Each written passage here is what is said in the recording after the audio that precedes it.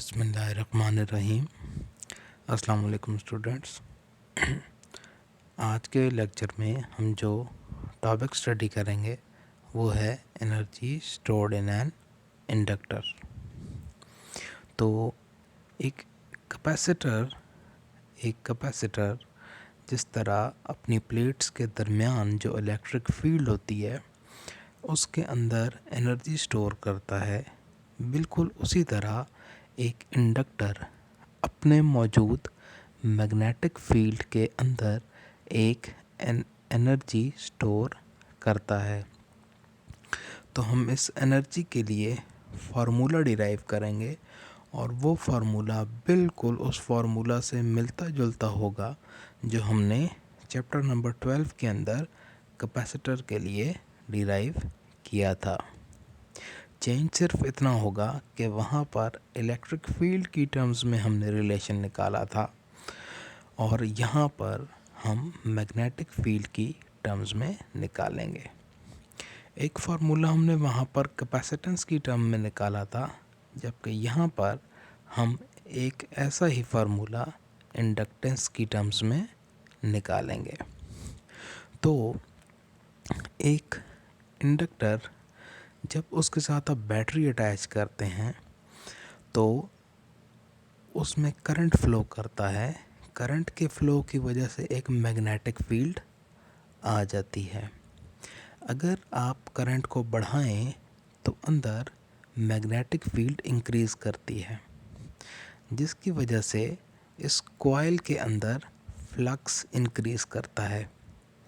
अब जब किसी भी कंडक्टर के अंदर चेंज इन फ्लक्स आता है तो वो अपने कॉज को अपोज करता है और एक ईएमएफ अपने अंदर इंड्यूस करता है। ये हम पहले पढ़ चुके हैं। तो यहाँ पे जब करंट इंक्रीज़ करने से अंदर मैग्नेटिक फील्ड की स्ट्रेंथ इंक्रीज़ करेगी तो एक ईएमएफ आएगी जो इस अप्लाइड वोल्टेज के अगेंस्ट में काम करेगी और करंट को कम करने की कोशिश करेगी और ऑपोजिट डायरेक्शन में एक मैग्नेटिक फील्ड बनाएगी। इसी तरह अगर आप करंट को कम करेंगे, इस रियोस्टेट से करंट को कम करने की कोशिश करेंगे तो अंदर मैग्नेटिक फील्ड डिक्रीज़ करेगी और फ्लक्स डिक्रीज़ करेगा। तो अंदर एक ईएमएफ इंड्यूस होगी जो इस फ्लक्स को बढ़ाने की कोशिश करेगी। तो ये जब इंड्यूस्ड ईएमएफ बढ़ाने की कोशिश करेगी तो ये एनर्जी कहाँ से लेगी? ये एनर्जी असल में वही एनर्जी होगी जो शुरू में जब करंट बढ़ रहा था तो इसने उसको रोकने की कोशिश की थी। तो बुनियादी तौर पर उसने करंट के अंदर की एनर्जी को स्टोर कर लिया था अपनी मैग्नेटिक फील्ड में और करंट को नहीं बढ़ने दिया था। और जब आप करंट को डिक्रीज़ करने की कोशिश करते हैं तो ये स्टोर्ड एनर्जी को प्रोवाइड करके करंट को बढ़ाने की कोशिश करती है। तो ये कितनी एनर्जी स्टोर करती है उसके लिए हम फार्मूला डिराइव करेंगे। हम कहते हैं कि एक सॉलिनॉइड है जिसमें n नंबर ऑफ टर्न्स हैं, कैपिटल N। इसकी लेंथ, लंबाई L है और इसका जो क्रॉस सेक्शनल एरिया है, ये जो क्रॉस सेक्शनल एरिया होता है ये A है। तो अब अगर यहाँ पे सेल्फ इंड्यूस्ड ईएमएफ आती है, उसकी वजह से एनर्जी स्टोर होती है। तो अगर हम उसका फार्मूला देखें तो हमें मालूम है कि जो वर्क डन होता है या जो एनर्जी स्टोर होती है वो delta Q into E L आएगी। यहाँ पे वो चार्ज इंटू वोल्टेज होती है। यहाँ पे क्योंकि इंड्यूस्ड वोल्टेज है तो उसके लिए आप सिंबल ई एल यूज़ करते हैं और जो चार्ज है जो अंदर फ्लो करता है वो डेल्टा क्यू है।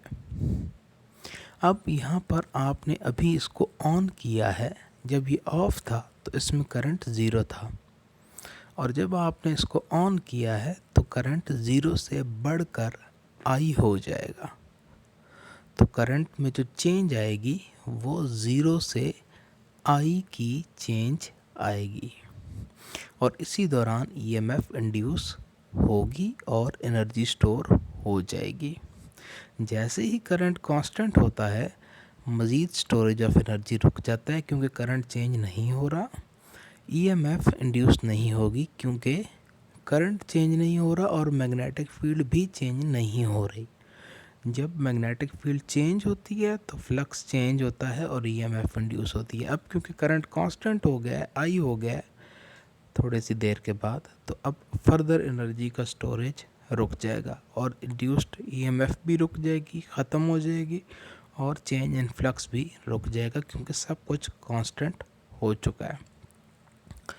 तो अब हम अगर देखें तो इंड्यूस्ड ईएमएफ हमने कल डिराइव किया था कि self induced EMF is equal to L delta I by delta T.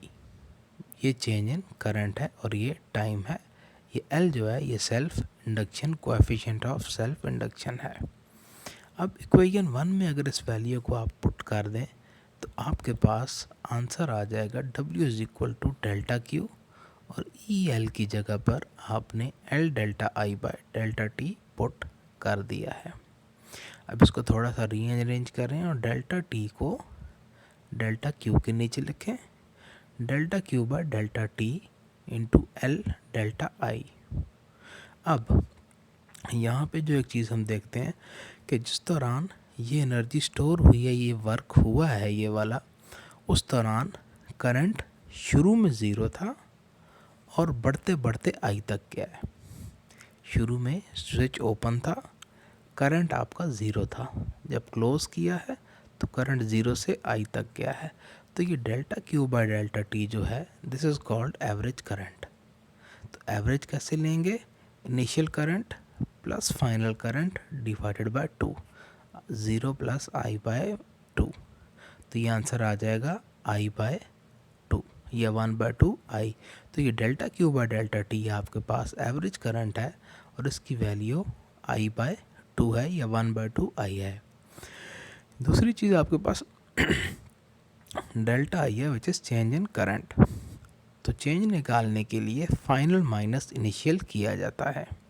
तो जब करंट शुरू में ज़ीरो है और फाइनल आई हो गया है तो चेंज निकलेगी आई माइनस ज़ीरो।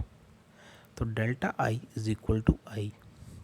अब आप delta Q by delta T और डेल्टा आई की ये वैल्यूज़ इक्वेशन 2 में पुट कर दें तो इक्वेशन 2 बन जाएगी 1/2 delta Q by delta T की जगह पे 1/2 आई, एल उसी तरह से आ जाएगा, जबकि डेल्टा आई की जगह पर आई आ जाएगा और इसका आंसर आ जाएगा 1/2 एल आई स्क्वायर। तो ये वो एनर्जी है जो इसके अंदर स्टोर हो जाएगी, यानी जितना ज़्यादा करंट आप इसको देंगे उतनी ज़्यादा एनर्जी ये स्टोर कर लेगा। ऐसा ही एक रिलेशन कैपेसिटर के लिए आपने लिखा था 1/2 सी वी स्क्वायर। तो यहाँ पे 1/2 एल आई स्क्वायर आ जाता है। अब हम एक और रिलेशन डिराइव करेंगे जो in terms of magnetic field होगा, बी की टर्म्स में होगा। तो इसी इक्वेशन को लेकर हम आगे चलेंगे 1/2 L I square is equal to work done को।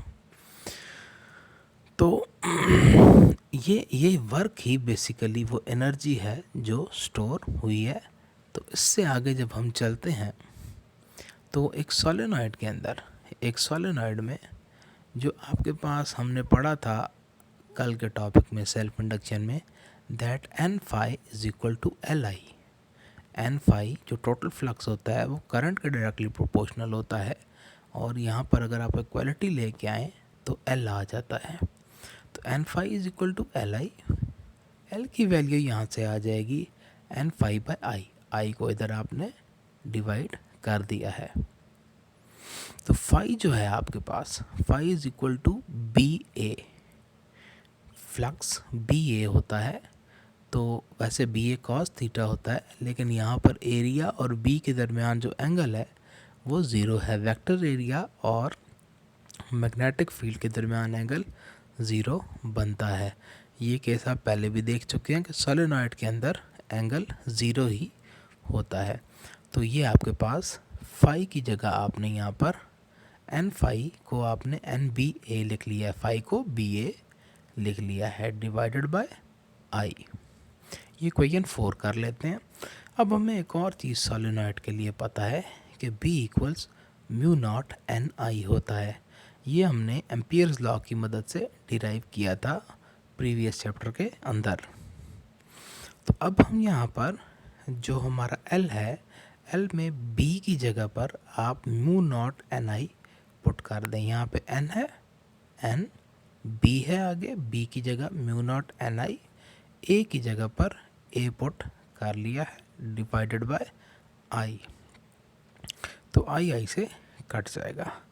तो आपके पास जो L है यानी जो कोएफिशिएंट ऑफ सेल्फ इंडक्शन है, इसकी वैल्यू आ जाएगी N म्यू नॉट एन ए।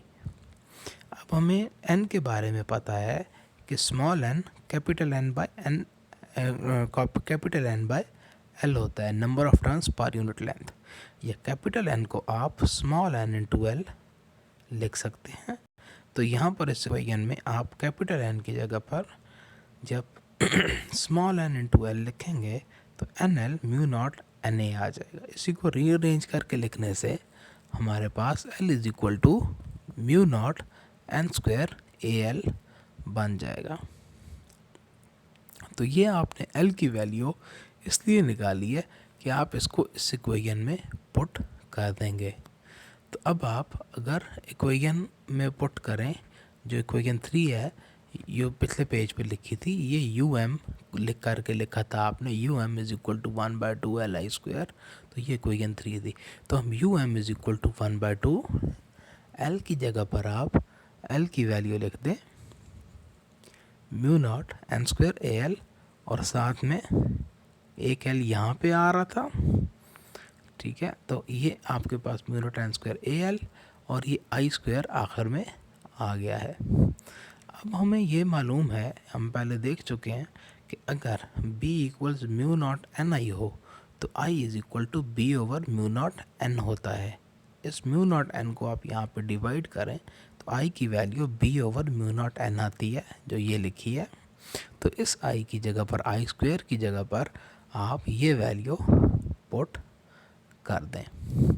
तो जब ये वैल्यू आप पुट करेंगे तो 1/2 mu naught N square A L, और यहाँ पर I की जगह पर आपने B over mu naught N कर लिया और साथ में स्क्वायर आ रहा था, तो ये स्क्वायर है। अब आप स्क्वायर को स्प्लिट करके ऊपर लिख लें और एन स्क्वायर को एन स्क्वायर से काट दें। एक म्यू नॉट से कट जाएगा। आपके पास एनर्जी आ जाएगी 1/2 B square over mu naught A L. ये इस सोलेनॉइड के कंप्लीट वॉल्यूम में स्टोर होने वाली एनर्जी का फार्मूला है। Equation 5, U M is equal to 1/2 B square by 2 mu naught into A L. अब हमने एनर्जी डेंसिटी भी निकालनी होती है। तो हम एनर्जी डेंसिटी से मुराद होती है कि सोलेनॉइड के 1 मीटर क्यूब एरिया के अंदर कितनी एनर्जी स्टोर हो सकती है। तो energy stored per unit volume is called energy density. अब देखना यह है कि सोलेनॉइड का वॉल्यूम कितना है। तो देखिए, अगर क्रॉस सेक्शनल एरिया A हो और लेंथ L हो तो वॉल्यूम A इंटू L होता है। तो अगर आप इस एनर्जी इक्वेशन 5 को AL से डिवाइड कर दें, ये AL ब्रैकेट में जो है ये वॉल्यूम है। अगर आप इस पूरी इक्वेशन को AL से डिवाइड कर दें तो आपको एनर्जी डेंसिटी मिल जाएगी। जब आप डिवाइड करेंगे तो ये ऊपर भी AL है ब्रैकेट में, नीचे जब AL आएगा तो वो कट जाएंगे। तो आपके पास एनर्जी डेंसिटी स्मॉल um से डिनोट की है, that is 1/2 B square over mu naught. तो ये आपके पास एनर्जी डेंसिटी का रिलेशन आ जाता है। तो आपने जो कैपेसिटर के केस में पढ़ा था वो इक्वेशन भी आपको याद होगी, that energy density was 1/2 E square epsilon not. तो वहाँ पे ई स्क्वायर आ रहा था, यहाँ पर बी स्क्वायर आ जाता है। वहाँ पे एप्सिलॉन नॉट आ रहा था, यहाँ पे 1/μ0 नीचे आ रहा है μ0, तो इलेक्ट्रिक फील्ड के रिलेशंस को या कैपेसिटर में और इंडक्टर में जो रिलेशंस आते हैं वो एक दूसरे से मिलते जुलते होते हैं। आपने सिर्फ ये करना है कि कैपेसिटर में जहाँ पर ई आ रहा होता है, इंडक्टर के केस में वहाँ पर बी कर देते हैं, और वहाँ पे जब एप्सिलॉन नॉट आ रहा होता है तो मैग्नेटिक फील्ड की टर्म्स में आप उसको 1/μ0 से रिप्लेस कर देते हैं, तो वही फार्मूला आपको वापस मिल जाते हैं। यानी इलेक्ट्रिक फील्ड के फार्मूला से आप मैग्नेटिक फील्ड के फार्मूला में आ जाते हैं। तो बहरहाल ये आपके पास एनर्जी डेंसिटी का फार्मूला है B²/2μ0, और एनर्जी स्टोर्ड इन इंडक्टर का फार्मूला है 1/2 B² या ये फार्मूला आप बोले कि B²/2μ0 × AL। तो ये हमारा आज का टॉपिक था। कल इंशाल्लाह हम AC जनरेटर के साथ लेक्चर का आगाज़ करेंगे। अल्लाह हाफ़िज़।